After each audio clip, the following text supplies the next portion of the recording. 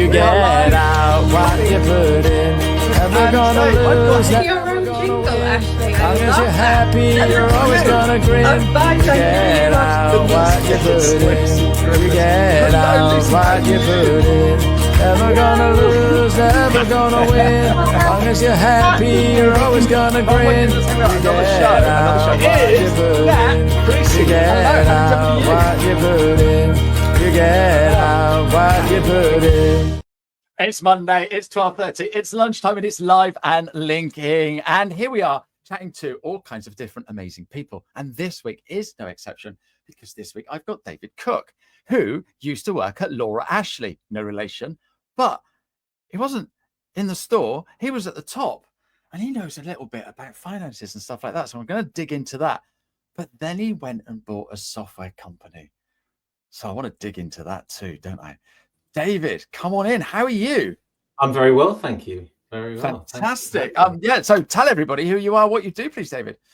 Yeah, so my name's David Cook. I'm an accountant. I was sort of adding it up. I think it's about 39 years now of accounting. So I started in public practice, and I was 4 years in that, and then I went into industry, and I worked for a variety of different companies, and I was finance director and CFO. And like you say, I was at Laura Ashley, and that was probably the last time I've actually done any kind of an interview. So, and that was that would have been like 2008, I think, when I left there. Wow. So, wow. Yeah, really. So yeah, a rich background, and so come on, why would you give all of that up and buy a software company? Well, it wasn't like I gave it all up in a way. I mean, it was just like, it got to a point where I'd almost retired, and I was sort of thinking, well, I could sort of slip gently into retirement. But then I thought, actually, my dad retired at 55. Okay. And I watched him sort of enjoy the sort of first decade, and then was just bored out of his brains, So, and that's a real interesting lesson, right? And he's, super fit and healthy, still going strong. And then he started volunteering and doing all sorts of other things. In fact, he was volunteering at Abbey Field in Sidmouth, which you may know. Really? Oh, wow. Yeah, that's really cool. Yeah, he was kind of, because he was in the Home Office for so many years, and he kind of that kind of experience. So he was useful. But so I just looked around at doing different things, and I thought I could do another CFO type of role. But, I've done a lot of that, and I just kind of thought, well, it's time to maybe break out of the comfort zone a bit, and do something completely different. My last role was at a company called Pyram, and that was a software business. It was a B2B SaaS business, right? So I got really into that kind of side of things. I enjoyed the software. I enjoyed being part of the process of building it. And, so when I was looking around, I thought it would be great to have that, replicate that kind of experience again on a smaller scale. And I've been CFO for all these years, and I thought maybe it's time, I was the CEO, and all the decisions sort of stop with me. Whether it succeeds or fails, it's all down to me. So I thought that would be good. There's another big reason, of course, which is, my son, who is autistic. He's high functioning autistic. So he's, on that spectrum, and very musical, a bit like yourself. We managed to get him through normal school. He did his degree. He did an MA. Struggled to get him music, sort of media composition type roles, but he was also super interested in coding and software. Okay. So I kind of had that opportunity, which a lot of, parents don't have, to sort of, buy a small business and actually give him a job, because he really struggled. It's really difficult for young people. Okay. Mm-hmm. Any stage, right? So yeah, absolutely. And if you're on the spectrum, it's even harder. Yeah. Yeah, and it's what it's like as a parent, when you've told your children, if you do this and this, it's all going to be fine. And he's kind of like done everything I could have asked of him. And then you get to that point, he's 25 now, and not had a job. Mm-hmm. And there's only so much you can do. What do? You do after the MA, you do a PhD or something, it's so, which he could have done, I guess. But being able to give him a job and being able to see his sort of first pay slip and explain, it's just a great feeling, really. So that was a key motivation. And my idea would be, if I could build the business, to be significantly bigger than it is, then you've got a chance to give some other young people the same kind of opportunity. Because, I know what it's like as a parent. It's a real kind of like sucker punch when you get to that point and you look at all that potential in a young person and they've got nowhere to go. So that was the other reason. And how fortunate that you're in a position to be able to do that. And that's just an amazing why, David. So yeah, thank you very much for sharing that with us as well, because so many people set up businesses for all kinds of reasons, and I think that's a very powerful one. So yeah, superb. So when you say you've bought this software solution, it's not Sage or anything huge like that. So what motivated you to find the one that you've got? Where did you get to with your search, and how long did that take? It was actually really quick. I was amazed. There are some different platforms that you can buy businesses, and I went onto one, and you can filter it. And I was looking for accounting, I was looking for software, I was looking for B2B SaaS, software as a service, and it was literally the third one on the list. A lot of these platforms, you're looking for a needle in a haystack, because it's very easy to build a quick business and then kind of try and flog it. And so I guess it was almost, I don't know, it's fate, or I was lucky, or whatever it was.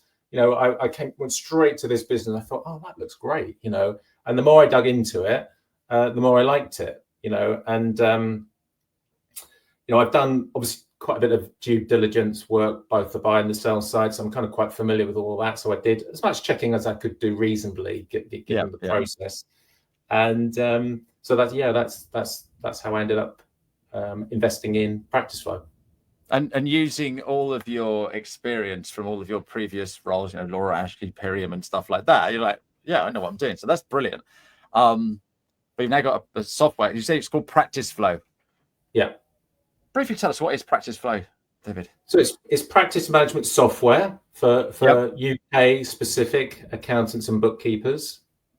Okay. I mean, if you just to summarize it really simply, it's a place where you're going to keep all of your clients, all of the deadlines, all of the tasks. It's all in one place.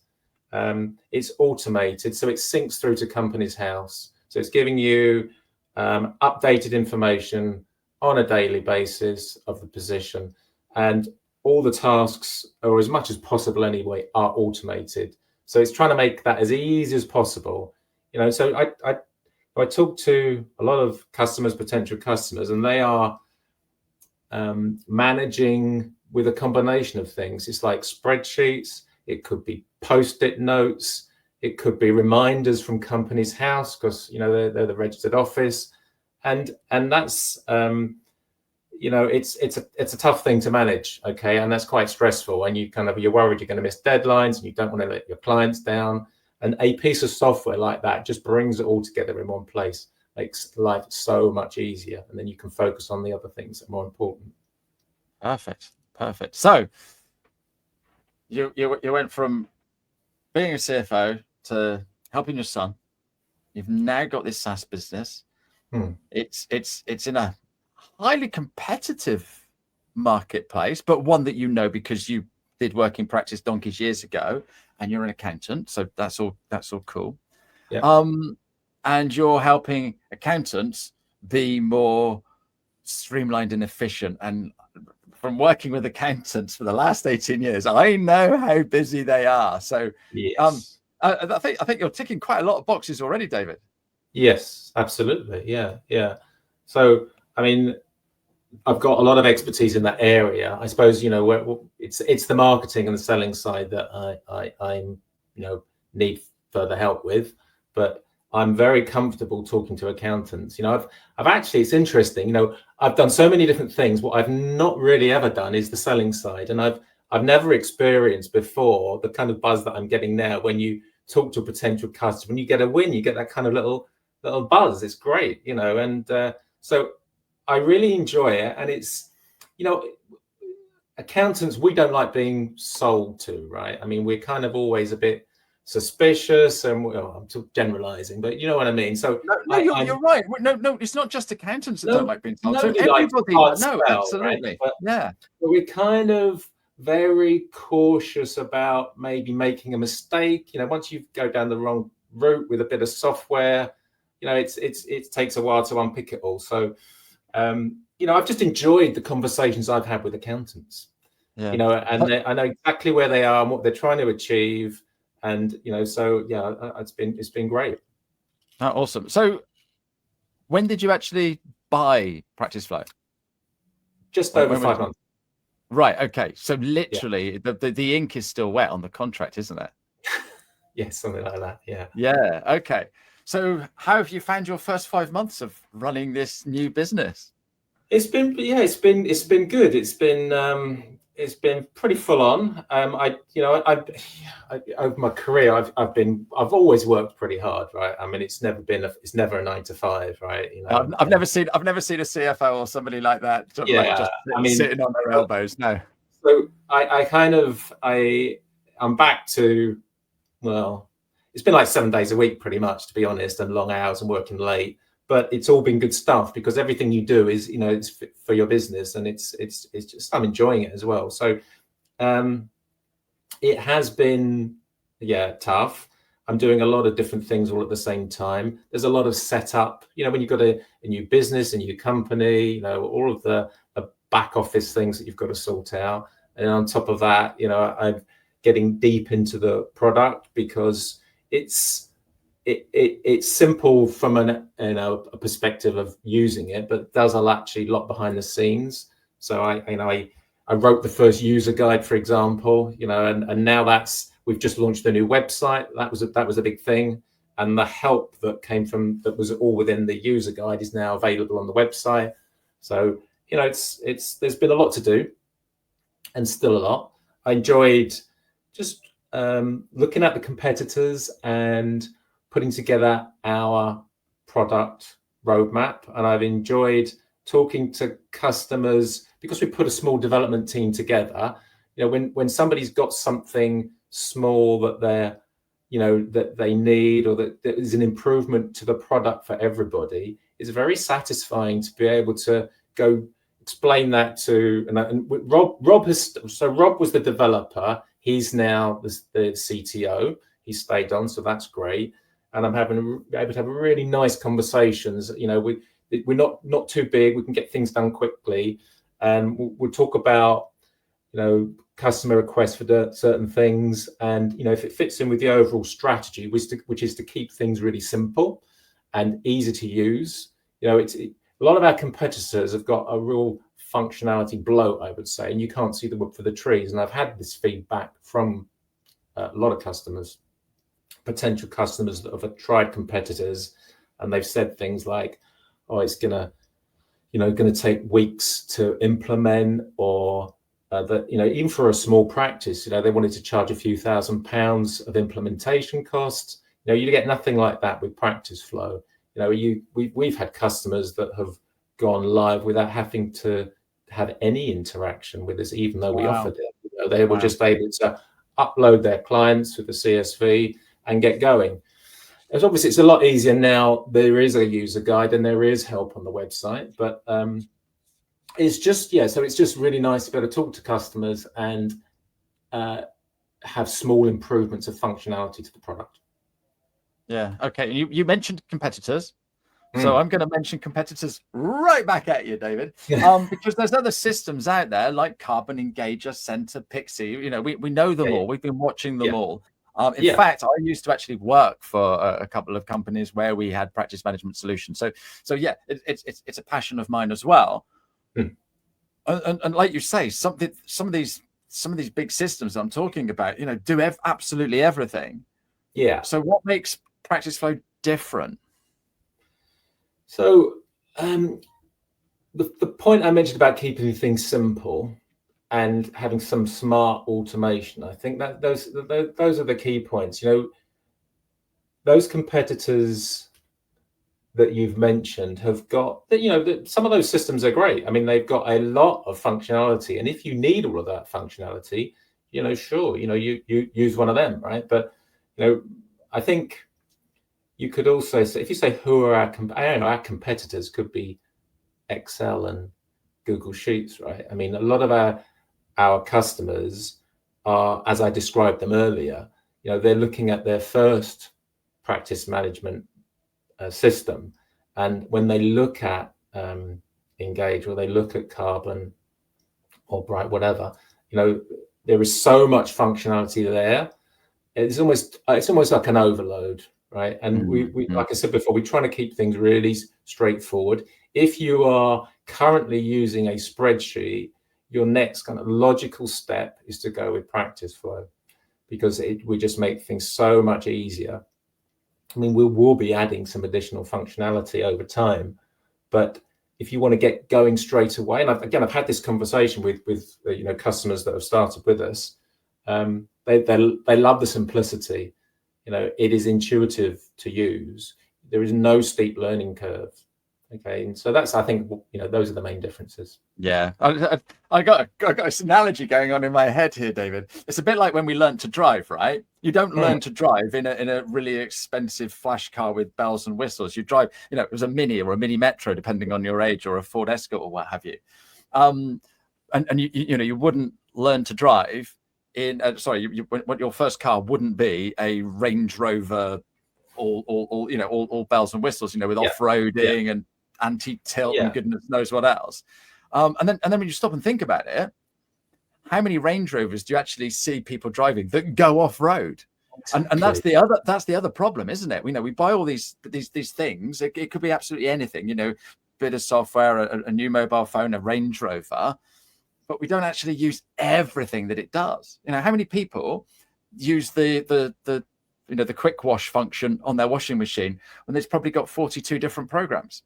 Yeah, exactly right. Yeah.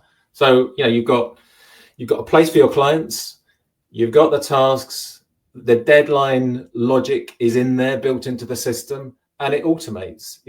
If you've filed a confirmation statement, it syncs to Company's House and it generates the next task for you, right? So it's at that level, and that is really meets the requirement for I would say many firms of accountants and bookkeepers that are not using practice management software at the moment. Yeah, and I think that's the biggest problem that I had when I was selling practice management software to accountants, is because it did everything. You tell everybody that it does everything, and all they really want to do is make sure that they don't miss the certain things, the legislative things that they've got to do. And you said it syncs to Company's House, so I'm assuming then every single night your software goes to Company's House, checks what's going on, and if something needs doing, you get alerted. Is that right? It'll create the next task. But it's interesting. It's interesting. There is another, one of our competitors. And I had this conversation because it was a customer that I was discussing the details with, where it's forcing you to follow the task logic to click through before it will sync with Company's House. Okay, so and we've all come across software like that where you've got to do it their way, right? And if you don't do it their way, you're stuck, right? So if you don't do it their way, it won't sync to Company's House. So this is all about the principles behind the software, which this is what Rob Morgan has developed. And that's why I'm so glad that he's staying and that we get a chance to discuss new functionality and make sure that it was all, in the same vein. Yeah. And so how old is Practice Flow, David? Because it's not 5 months old, is it? It's not, which is another reason why I invested in it, because there are a lot of business for sale and they've only been going a year or two, and you don't know. So it's been going for over 10 years now. So wow. Okay. So you've got some happy, loyal customers. Absolutely. Yeah. No, that's fantastic. And so it's different. It's because it's nice and simple, and I think that's refreshing. That's absolutely refreshing. And you said that most accountants, or a lot of accountants, are using spreadsheets still. So how would you explain a bit of software to somebody that's been using a spreadsheet forever? See, I love spreadsheets. Okay, I mean, just a confession. I think show me an accountant that doesn't. And look, I'm not an accountant, and I love spreadsheets. So, you know, my instinct would be to use a spreadsheet if I was trying to do this. Okay, I mean, and you know, I'm pretty good on spreadsheets, right? I mean, I was saying, you know, I could do a lot in a spreadsheet. It's just, it gets more complicated. It's the sync to company's house, and it's when you've got a small practice, say you've got a few users, okay, and you're trying to assign tasks to users. This is where a spreadsheet will fall down. You know, I don't like sharing spreadsheets. They can often go wrong, but you know, that functionality of you've got, it's, say, even if you're a sole practitioner, you've got a couple of staff and you're trying to get them to do things, you know, you want to be able to assign a task to them and then monitor it, you know, and so there's so much you can't really do in a spreadsheet that you can do in practice flow. You know, just a record of all the tasks, you can see what's happened. So that's why even me as a spreadsheet, you know, lover, aficionado, whatever you want to say, would say it's just too much. You know, we've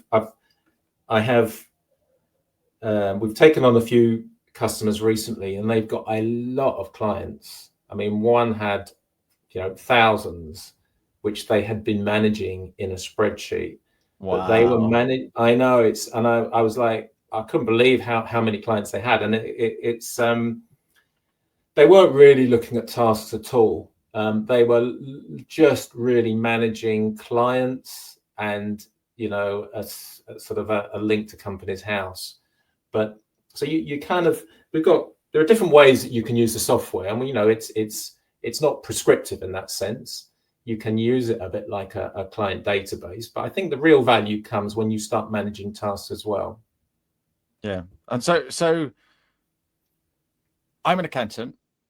I've been using the spreadsheet forever. I've looked at your competitors and they just seem too complicated. And you know, I haven't gone there. Why should I come and have a chat with you, David? Well, like I said, it's so easy to set up, really. You know, I think there's a kind of a resistance because you think changing from spreadsheets to a piece of software is going to be a real time sucker, right? You know, and it doesn't have to be like that. We can get you, or you can almost do it yourself, onboarded, you know, in 10 minutes, under an hour, really, because you know, if you're in a spreadsheet, you can import all of your clients straight away into the system, and the system will automatically, through the smart tasks, generate all the tasks you need. If you need to add any additional ones, you've got, you know, recurring tasks, manual recurring and manual one-off tasks, but you just set up so quickly. And so it's a really easy, painless process. So you offer a service where I can just give you my spreadsheet. I can just grab hold of my spreadsheet and just drop it straight into Practice Flow.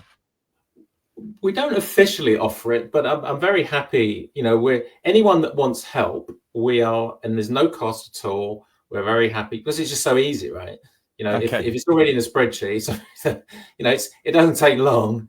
But you know, like I say, we've got some customers almost like what you call a power user, and they get it straight away, and others just, you know, would appreciate some help. You know, for me personally, if I was in that position, I'd just like a little bit of help because it will just save me some time, you know, and because you might import it and then realize, oh, it would have been really helpful if I'd set up the users first, because then when I import all the clients, the users are there, and then your account manager for that client is all automatically allocated. There were just little, you know, tips that, you know, if you know in advance, just makes it even quicker, right? So why not just ask, and we're happy to help. Oh, fantastic. So that's the bones of it all. And you know, you've been doing this for 5 months.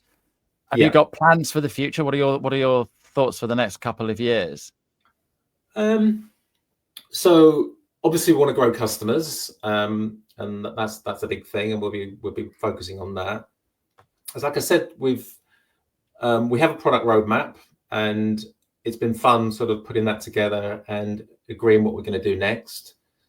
We are just about to go live with Client Portal, which will include e-signature. So that's quite a big bit of extra functionality. But again, the way that has been built is not like a clunky portal. You know, it is embedded within the tasks themselves. So whatever task you're in, you're only sending a link. You know, your client doesn't have to be exposed to the whole portal structure. You know, if you've asked them for some information, or there is a document that needs e-signing, they can go straight to that bit of information, that document, that, you know, whatever it is needs signing. So it's intuitive and it's quick and easy. We have email functionality at the moment. We're probably going to do a bit more in terms of automation for that. And then some of the sort of bit further out, maybe into the sort of early next year, we will look at some more sort of follows on from task management, where we will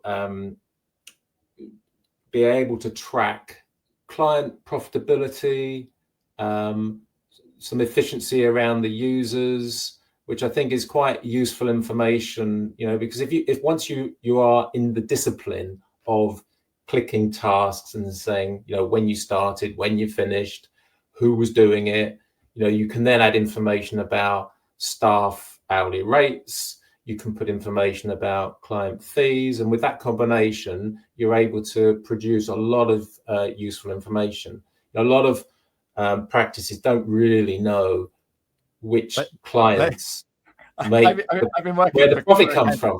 Yeah, they kind of they get to the end of the month and they can sort of see, generally speaking, but they don't know they've just got a feeling. Which of those clients sucked up the most time, for example. Yeah, and I think that's a feeling, haven't they? Yeah, and so that's where I would like to get to. But you know, it is not about building huge amounts of functionality. It's really just about getting something that's really, really useful, valuable to customers.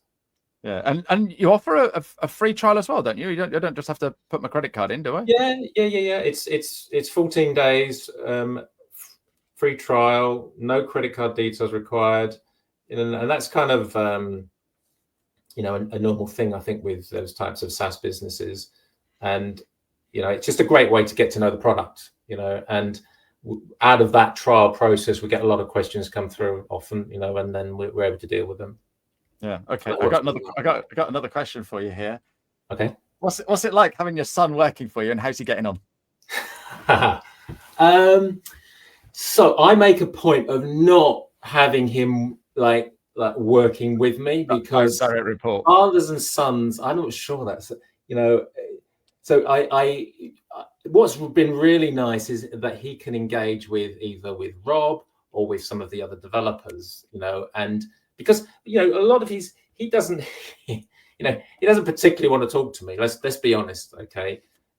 He doesn't. But when he gets stuck on something, it's going to be a technical thing, and you know, it's the whole developer and there's a whole, you know what it's like, and it's not my skill set at all. Like, although I would have been put in as a CFO, I've been put in charge of IT, like I would have been put in charge of, you know, facilities or anything else nobody else wanted, you know, is that's the CFO's doing that, right? So I used to look after IT, so I've got a pretty good idea about it. But when it comes to developers, that's a whole different level. And when he's stuck on something, he doesn't need to be talking to me. So, but it's been great.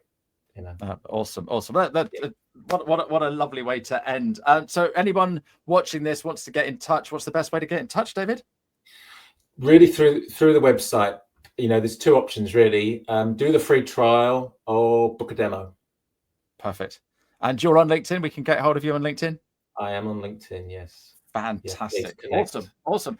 It's been brilliant chatting with you. Just got one quick question before we go. What piece of advice would you give an accountant for improving workflow in their business? What you mean, other than get a bit of practice management software, or? Yeah, no, just you know, what are the key things that they should be doing day in, day out, just to, you know, manage that workflow? Yeah, some of our competitors go through quite an extensive workflow mapping process. Okay, now I'm not a big fan of that, to be honest, and I think again it's about keeping it simple. So as long as you have got your clients and your tasks and your deadlines all together in one place, it kind of should work and manage itself. So it doesn't have to be that complicated, is what I would say. You don't have to spend a lot of time mapping workflows. Certainly not for our target customers. Okay, they're focusing on just really the clients, trying to provide the best service they can, and anything else, if they're busy people, right? Anything else is probably something they don't need to be doing. But use a piece of practice management software, preferably Practice Flow. Brilliant. David, thank you very much indeed for joining us today. We will be back again very soon, ladies and gentlemen. Cheerio, David. Bye-bye. Bye-bye. You get out what you put in. Never gonna lose, never gonna win. Long as you're happy, you're always gonna grin. You get out what you put in.